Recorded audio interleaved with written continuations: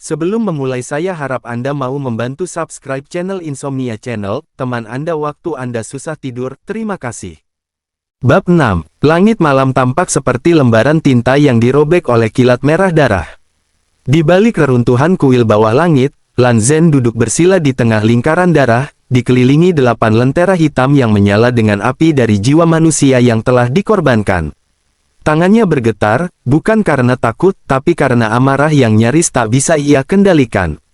Mereka pikir aku iblis. Mereka tidak tahu, siapa yang menciptakan iblis itu.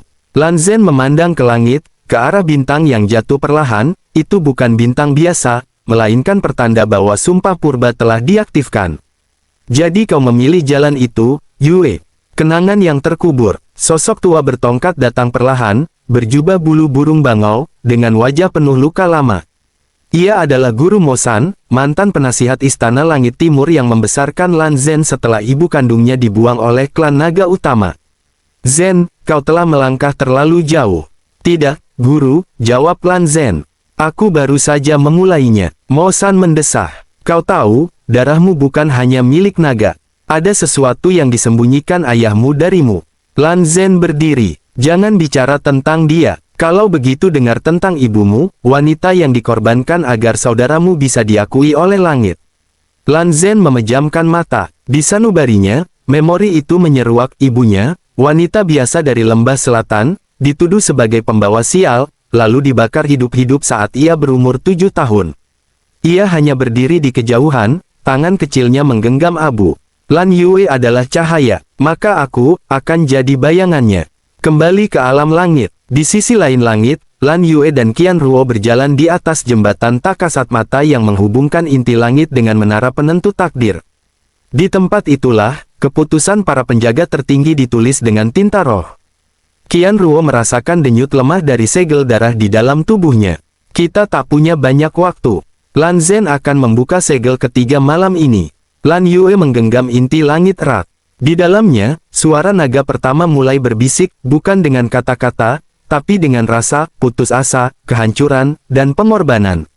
Ramalan terakhir. Sesampainya di menara, penjaga tertua, sosok wanita tanpa wajah bernama Nyonya Su, menyerahkan pada mereka gulungan kulit naga kuno, ramalan terakhir langit timur.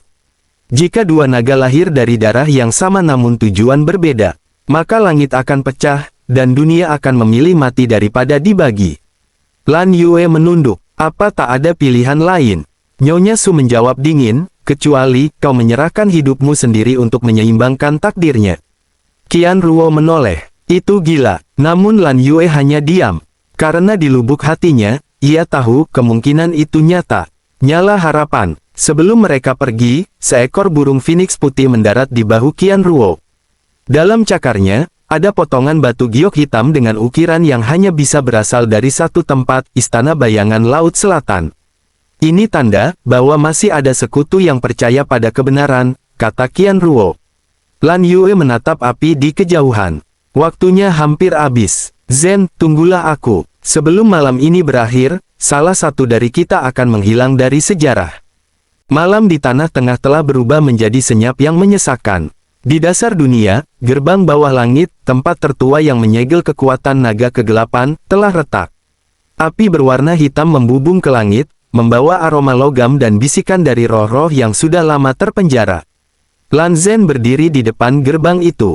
Pakaian putihnya kini robek, penuh noda darah dan abu. Matanya menyala merah keunguan, pupilnya memanjang seperti naga yang telah kehilangan kendali. Semua sudah kupilih. Sekarang, dunia harus melihat pilihan mereka. Dengan satu tetes darah terakhir dari telapak tangannya, ia menorehkan simbol segel terakhir di tanah. Gerbang pun terbuka perlahan, dan dari dalamnya keluar arwah naga tua berwujud asap, berputar-putar seperti angin topan. Kedatangan sang pewaris. Di langit yang sama, sebuah sinar biru menghujam bumi. Lan Yue turun bersama Qian Ruo, diiringi oleh nyanyian roh langit. Aura mereka bergetar kuat, menyentuh setiap makhluk di seantero negeri. Lan Yue mengenakan zirah naga putih, warisan langsung dari leluhur klan Siulong. Di tangan kanannya, inti langit menyala terang. Tapi matanya tak penuh kebencian, melainkan kesedihan yang dalam. Zhen, kau membuka pintu yang bahkan langit pun segan untuk menyentuhnya. Lan Zhen menoleh perlahan. Di wajahnya tak lagi tampak marah, hanya kelelahan. Yue, kalau aku mati sekarang, apakah kau akan memaafkanku? Lan Yue mengangkat pedangnya. Aku tidak datang untuk memaafkan. Aku datang untuk menebus dosa kita berdua. Tarian naga, teknik terlarang. Tanpa aba-aba, keduanya menyerang. Di langit, dua naga muncul, satu putih, satu hitam. Mereka berputar di udara, saling mengejar, saling mencakar, menggetarkan bumi dan membelah awan. Lan Zhen membuka jurus terakhir milik ibunya, tarian naga kelam. Tubuhnya menjadi siluet asap, menyerang dari berbagai arah. Dalam sekejap, ia telah menghantam Lan Yue lebih dari 10 kali. Tapi Lan Yue bertahan. Dengan inti langit, ia menciptakan medan energi suci yang menahan jurus itu, namun dengan harga, tubuhnya perlahan membatu. Teknik ini, mengorbankan tubuh untuk menyegel jiwa, bisik Qian Ruo ngeri. Perlindungan terakhir. Ketika Lan Zhen mencoba serangan akhir, Qian Ruo berdiri di hadapan Lan Yue dan memanahnya dengan panah 3 sumpah. Anak panah itu tidak membunuh, tetapi mengunci energi kegelapan dalam tubuh Lan Zhen. Seketika, tanah bergetar. Dari dalam bumi, naga-naga kuno yang tersegel bangkit satu persatu, bersinar dalam warna-warna langit yang belum pernah dilihat manusia. Mereka mengelilingi Lan Zhen dan Lan Yue, membentuk lingkaran cahaya. Terdengar suara tua menggema. Darah telah tertumpah. Takdir telah dipilih. Sekarang, kita menghapus nama dari buku langit. Pengorbanan. Lan Yue meraih tangan Lan Zhen. Kita berdua akan masuk ke gerbang itu. Aku tak akan biarkan kau sendiri. Biar ku temani, sampai akhir. Lan Zhen menggeleng, menahan air mata. Tidak, kau harus tetap hidup karena hanya kaulah harapan yang mereka punya. Dengan sisa kekuatannya, Lan Zhen mendorong Lan Yue keluar dari lingkaran, lalu berlari ke arah gerbang bawah langit. Saat ia melompat masuk, ia tersenyum. Katakan pada dunia, bahwa aku tak menyesal jadi bayangan. Gerbang itu pun menutup, menyisakan sunyi dan cahaya lembut di angkasa. Cahaya fajar. Fajar menyingsing untuk pertama kalinya tanpa kehadiran gerbang bawah langit. Dunia menjadi tenang, namun hati Lan Yue terasa kosong. Qian Ruo menatap langit. Dia menebus dosanya dengan caranya sendiri. Lan Yue mengangguk. Tapi dalam hatinya, satu pertanyaan tak bisa ia hilangkan. Jika aku adalah cahaya, maka apakah aku benar-benar hidup tanpa bayanganku? 10 hari telah berlalu sejak gerbang bawah langit ditutup. Dunia tenang, terlalu tenang. Seperti jantung yang berhenti berdetak tapi masih menyimpan panas terakhir. Lan Yue berdiri di pelataran puncak Tianyan, tempat tertinggi di langit timur. Angin membawa aroma pegunungan, tetapi ia tidak merasakannya. Dalam hatinya, kehampaan lebih menusuk dari luka pedang manapun. Aku hidup, tapi aku tidak utuh. Di tangannya masih tergenggam fragmen jantung naga pertama, yang kini membeku, tak bersinar. Keberadaan Lan Zhen dihapus dari dunia. Bahkan nama dan wajahnya di lukisan kerajaan telah memudar seolah tak pernah ada. Qian Ruo dan bayangan istana. Qian Ruo kini menjabat sebagai pelindung istana langit, pangkat tertinggi kedua setelah Kaisar Langit. Tapi ia tahu, itu bukan karena kekuatannya semata, melainkan karena orang-orang takut padanya. Di ruang tahta, ia berdiri di hadapan para tetua dari 4 klan besar. Ancaman telah berlalu, kata tetua Bai dari klan angin. Tapi langit masih belum stabil. Kekuatan naga gelap telah membuka celah kecil di barat. Kami menerima laporan tentang kemunculan makhluk yang seharusnya punah ribuan tahun lalu. Qian Ruo menegang. Makhluk apa? Tetua Bai memandangnya serius. Naga tanpa jiwa, rahasia yang terlupakan. Sementara itu, di ruang bawah tanah istana, seorang pelayan muda tanpa nama membuka gulungan tua di balik altar. Di sana tergambar dengan tinta merah. 4 naga, putih, hitam, merah, dan abu-abu. Naga abu-abu tidak lahir dari langit, tidak dibentuk oleh bumi. Ia adalah cerminan keinginan manusia sendiri, dan hanya muncul saat 2 jiwa naga sejati terhapus. Pelayan itu, yang diam-diam telah mengamati Lan Yue sejak kecil, tersenyum kecil. Akhirnya, waktuku hampir tiba. Ia menatap matanya di permukaan air. Sesaat, bayangannya berubah menjadi mata naga dengan pupil perak retak. Mimpi tanpa cahaya. Malam itu, Lan Yue bermimpi. Ia berdiri di padang tandus. Dari kejauhan, ia melihat Lan Zhen, duduk tenang, memandangi fajar yang tak pernah datang.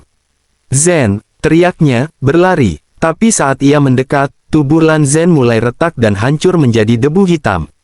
Dalam hancurnya, ia berbisik, "Bukan aku yang hilang, tapi bayangan dalam dirimu." Lan Yue terbangun dengan nafas terputus-putus. Dadanya terbakar, dan untuk pertama kalinya, fragmen jantung naga di tangannya bersinar lagi. Munculnya tanda baru. Fajar belum sempurna, ketika Qian Ruo datang ke puncak Tianyan, wajahnya muram. "Ada yang muncul di langit barat," katanya. Lan Yue menoleh. "Apa itu?" Qian Ruo menunjuk, "Di langit barat, pelangi hitam terbentang. Tidak memantulkan cahaya, tidak bergerak. Pelangi itu tidak memiliki bayangan." Pelangi hitam yang membentang di langit barat kini tak hanya menjadi pertanda. Ia berubah menjadi pintu, retakan yang menganga di antara dua dunia, dunia langit dan sesuatu yang jauh lebih dalam dari kegelapan, dunia keinginan manusia yang terdistorsi. Lan Yue menatap ke arah itu dari puncak Tianyan bersama Qian Ruo. Itu bukan celah biasa, itu cermin, dan sesuatu dari sisi lain telah menatap balik. Ramalan bayangan. Malam itu, para tetua 4 klan berkumpul di Balairung Roh Cahaya, membuka naskah kuno yang tak pernah dibaca selama ribuan tahun. Di dalamnya tertulis ramalan yang dicoret para pendahulu karena dianggap terlalu berbahaya. Jika 3 naga kehilangan keseimbangan, maka lahirlah naga keempat, yang tak terikat darah, langit, atau bumi. Ia bukan naga yang memilih, tapi naga yang muncul karena tak ada yang memilihnya. Dan ia akan mengambil bentuk bayangan dari yang kehilangan jiwanya sendiri. Seketika semua memandang Lan Yue.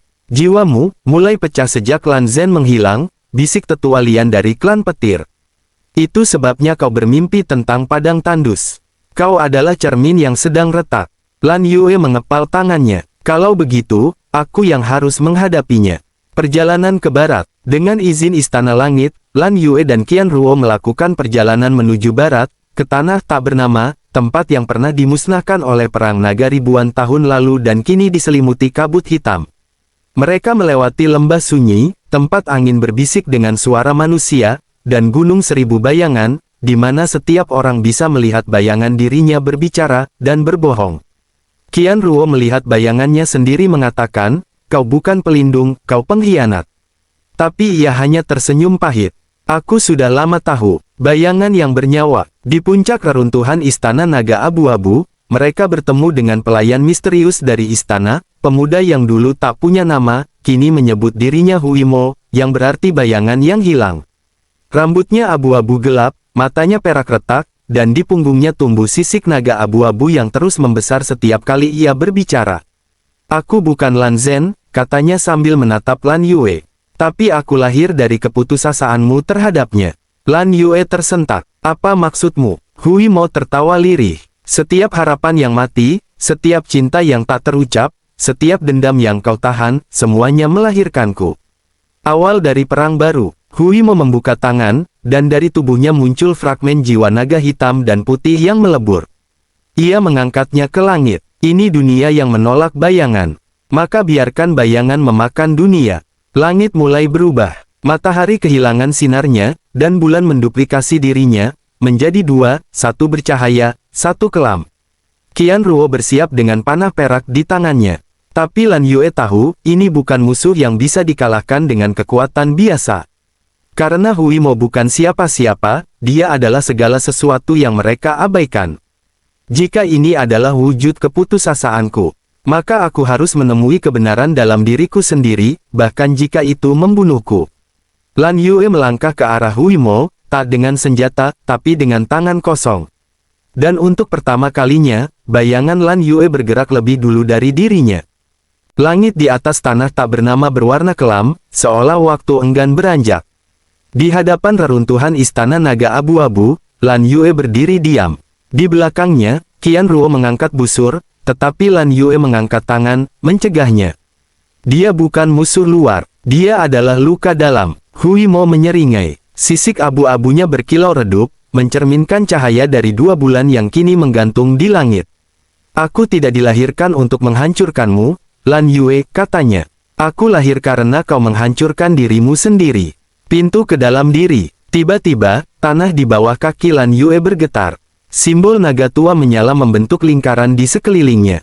Tanpa sempat menghindar, ia diserap ke dalam dimensi lain, cermin jiwa. ruang di mana seseorang hanya akan berhadapan dengan satu musuh, dirinya sendiri. Lan Yue membuka mata. Ia berada di dalam istana putih bersih. Tapi cermin besar memenuhi dindingnya.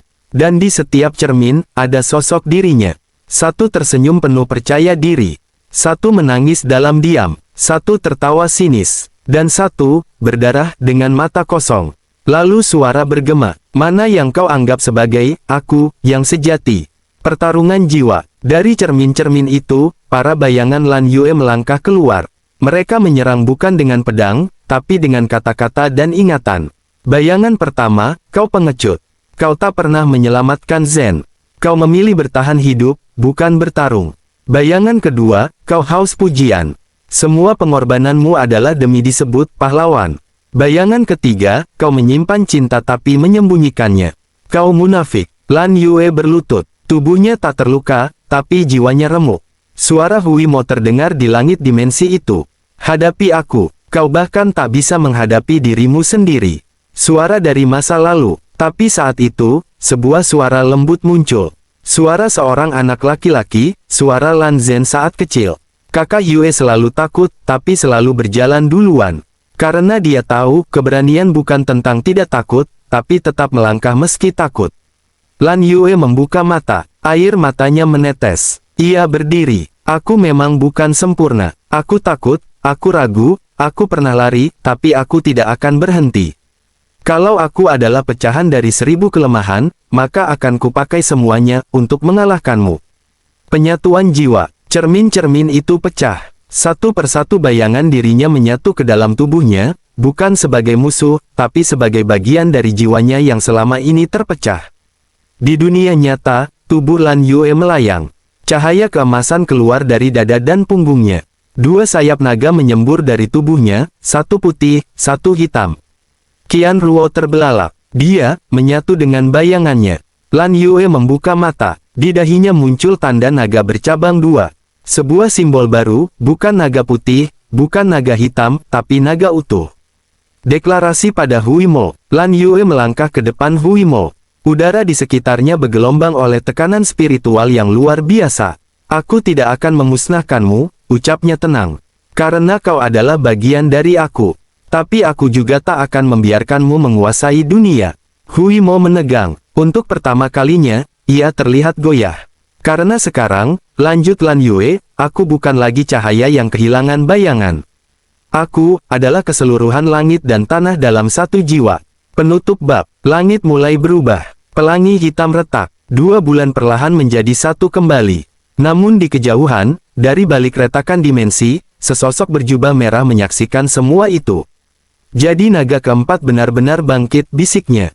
Tapi belum waktunya kita bertemu, Lan Yue. Langit timur baru saja bernapas lega.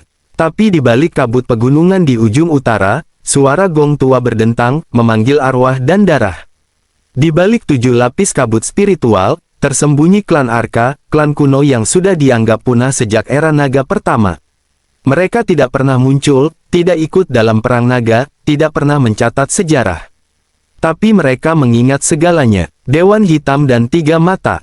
Di ruang gelap yang dikelilingi ukiran naga tak dikenal, Dewan Hitam berkumpul. 7 sosok berjubah berdiri membentuk formasi segel. Di tengah ruangan, sebuah mata raksasa mengambang, penuh dengan retakan, tapi masih hidup.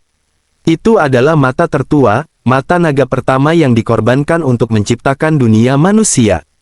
Lan Yue telah menyatu dengan bayangannya, ujar seorang tetua. Suaranya serak, seperti angin mati. Waktunya tiba. Jiwa utuh dari naga dualitas adalah kunci untuk membuka gerbang kelima.